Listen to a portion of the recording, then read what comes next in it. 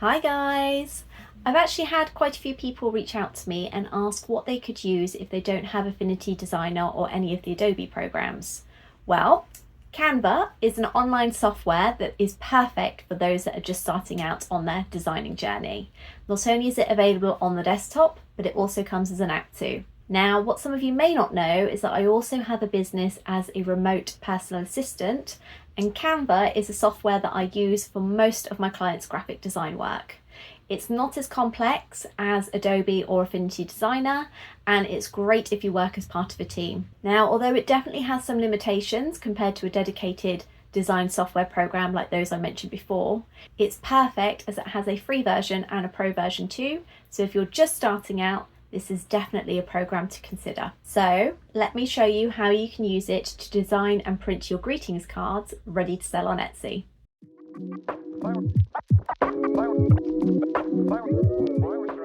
Canva has both a paid for pro and a free version available. Because of the teamwork I do for my other business and the more complex tools it includes, I actually have a pro account.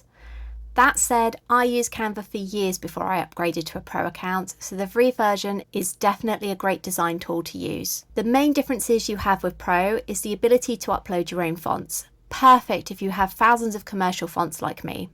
You have lots more customizable design templates that can be altered and added to, and then ready to sell. There is more storage space available and access to pro elements.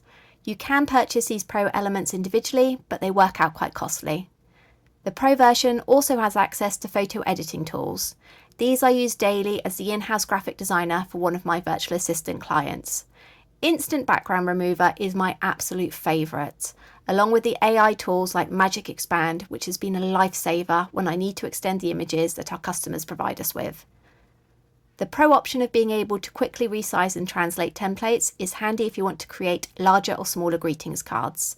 But you can easily create a new size and copy your elements into it whilst manually resizing. I'm going to talk you through how to create a greetings card in Canva, and I'm going to use the free version as it's most easily accessible. Go to the top and press Create a Design.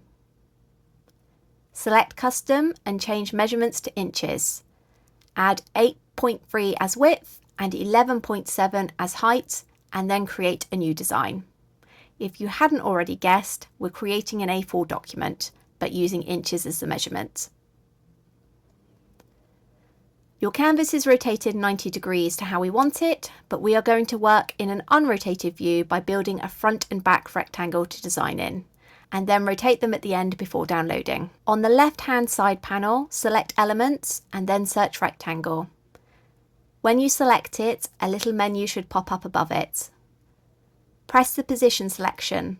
You may have to expand the menu with the arrows or 3 dots if it doesn't show. Select Advanced if it's not showing, and then you should open the sizing boxes. Enter 7 in the width and 10 in the height. Move the rectangle to the middle of the page so you can easily see it. Under Fill options, select None, and then under Borders, select Line and add 1 to the border weight. This is now the space that contains the front and back of your greetings card. Create another rectangle and enter 5 in the width and 7 in the height. Move the rectangle to the middle of the page so you can easily see it. Repeat the same steps with the fill and border. Click on Elements from the left-hand tool selection and then put your arrow in the Search Elements box. Hopefully you will already have thought of a design for your card, so use a search box to find a graphic that matches the design you have planned. You can choose from graphics, shapes and photos depending on the style you'd like. The designs with a crown on them are the Pro only version. You can use them, but you have to pay a fee, or just choose a free alternative. Now you have a few elements on the page, you're probably going to need to change the size and alignment. You use the circles on the points of the design to make the graphics bigger or smaller.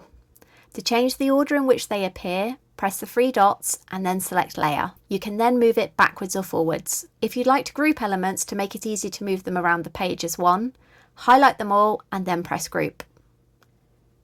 If you don't want a piece of the design extending past a certain area, then double click on it until the corner circles change to thicker corner lines. You can then drag these to cut off part of the design. As you can see, on some of the elements, you're able to change the colours. This can be helpful to make it look like a design has been illustrated all together and not just lots of different coloured elements grouped. To change the colour of one of these elements, select it from the top row. Canva has this great tool that automatically scans the other objects on the page and lists the colours for you to choose from. You can also select your own either from the colour pad by pressing the arrow or the preset ones below. I'm going to match the yellow of my frog. There's a great workaround to change the colour of a flat element that doesn't have any of the options to adjust it normally. I'm going to change these bulrushes to the same green as my lily pad. I can find out the hex code of the lily pad by selecting it and then pressing the colour box at the top. Press the arrow and then copy the code. Next, select the element that you want to match that colour and press the little photo edit button. In Effects, look for the duotone tool and select Custom. Select highlights and paste the hex code in, then do the same for shadows and make sure the slider is at 100%. It's now a perfect colour match. In all honesty, I don't think the bulrushes match the design style of the other elements, so I'm going to make my own. Head back to Elements, clear the search box and select Shapes.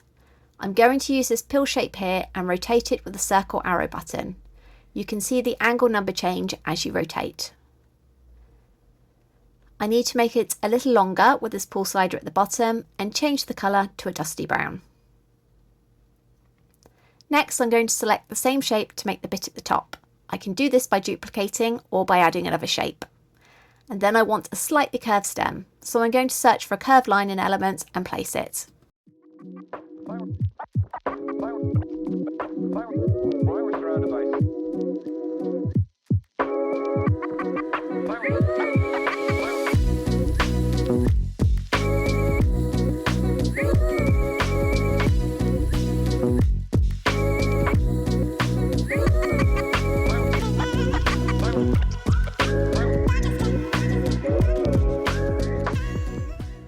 Now I just need to resize the reed.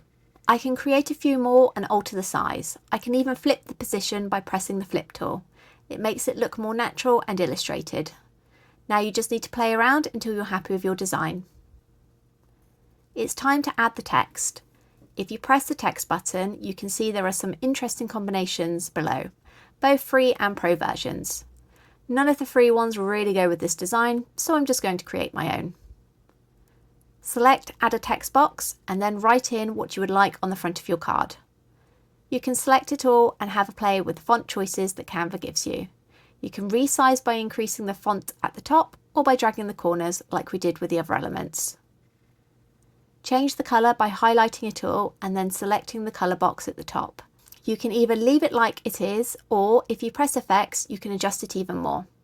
I'm adding a curve and then straightening it out slightly with the slider. Repeat for any other text you may want to add. Lastly, you want to play around with the design elements to make sure that they're all sized correctly. If you're printing on blanks, you need to make sure that none of the elements are too close to the edge of the rectangle, or else they won't print without borders. Unless, of course, you have an A3 printer and you're printing at A4 folded.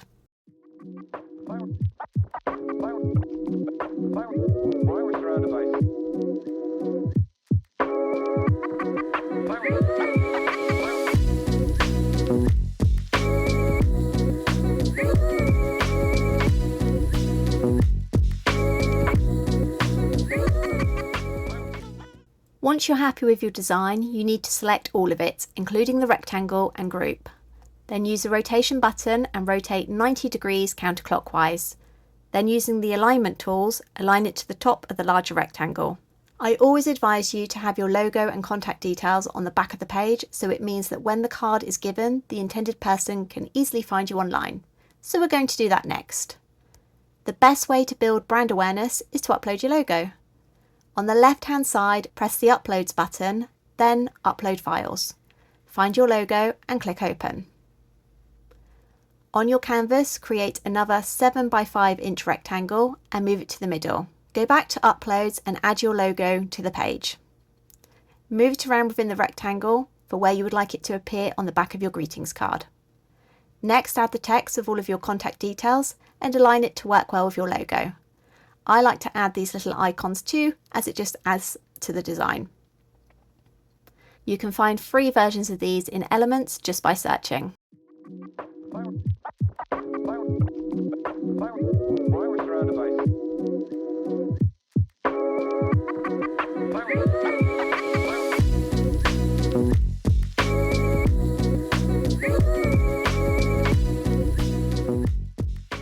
Just like before, we are going to group all of the elements and the rectangle and rotate 90 degrees counterclockwise. This time we will align it to the bottom of the large rectangle. Lastly, we need to ungroup all the elements and remove the smaller rectangles. Keep your larger rectangle as we will use this to trim down. Now it's time to download your image. Hit the share button on the top right and press download. File type should be PNG and size ×1. Everything else should be unchecked, and then press download. Now is the perfect time to give a shout out to today's sponsors, which is of course Papercuts. As most of you already know, I have been using Papercuts since 2013 and I always use their cardstock to print my greetings cards. I've created lots of different videos where I go through the different finishes with you and explain the best printer settings to make sure that your cards are as perfect as can be. Looking at today's design, I think I'm going to go for a matte cardstock. Printing outside of Affinity Designer or Adobe is a little bit different. The biggest drawback is you can't easily control the printer settings and the colour ICC. This can of course impact on how well the colours match what is shown on screen. Annoyingly, my photo viewer on the PC doesn't allow custom print sizes, so I have to print on A4 and then trim down. That's why we included the little box that was 10 by 7. Thankfully, using Papercuts, the risk of the colours not matching the print output and what is on screen without the ability to match the ICC and printer settings is somewhat lessened. And although they aren't as true as if I was printing from Affinity Designer, they're a pretty good match. I've tried other cardstocks in the past and they have been nothing but headaches when it comes to the colour quality. They were not a patch on Papercuts. I'm using Windows Photo Viewer to print and it's pretty basic. Pull up your image and then press the print button. Untick the box that says let the app change my printing preferences. Select the printer you'd like to use from the drop-down menu and then press more settings. Make sure the paper size is A4 and then change the type to matte or gloss depending on what you're using. The output quality should be changed to high quality and colour mode should be colour. Make sure borderless mode is off and then press OK. Once your paper is loaded, press print.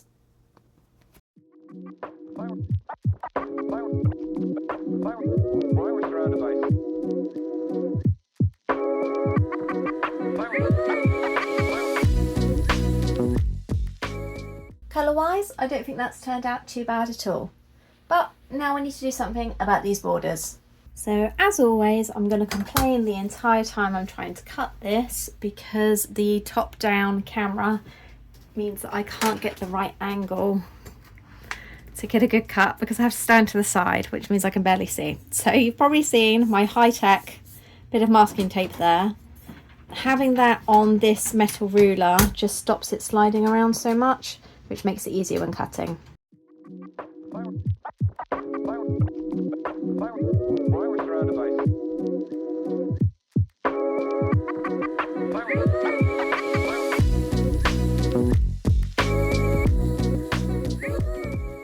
Sometimes I use the paper trimmer. It's just having the camera in the way on the stand makes it really tricky to be able to line up the lines properly to get a good cut, and I'll end up with black bits on, which is obviously not what you want. So if you've got a paper trimmer, by all means use it. Sometimes I use this just when I'm demonstrating, just to make life a bit easier. Now the last thing is to crease the centre of the card. If you don't have a creasing board, I highly recommend it. It just gives your cards a bit more of a professional finish. Okay, so as you can see, I have a bit of masking tape just on the top corner here. That's so that I know that if I line that up to the edge there, then this bit here is the center. And if I crease down there, when it's folded, it will be in half. So once it's all lined up, you want to go down slowly from the start, from the top, and not with much pressure, and then back up with more pressure, keeping it firmly in place so it doesn't slide out. And lastly, we just fold it in half.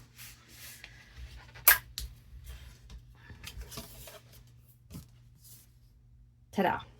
I'm pretty impressed with how this turned out, and considering I managed to create an entire card with graphics for completely free, it's pretty good. Now, I'm the first to admit that Canva definitely has its limit compared to other specialist design software, and the free account definitely has less functionality in terms of fonts and graphics and elements that obviously the pro account does include. But I think we can all agree that it is perfect for somebody that is just starting out on that Etsy journey. I hope you've all found this useful. If you have any questions, just drop them in the comments box down below and I'll definitely get back to you. Remember to check out Papercuts for all of your cardstock needs. I will add links in the description to everything that I've used in today's videos. If you've enjoyed this video, please hit the like button. Definitely consider subscribing and then you'll be kept up to date whenever I drop a new video. Thanks so much for watching and I'll see you next time. Bye!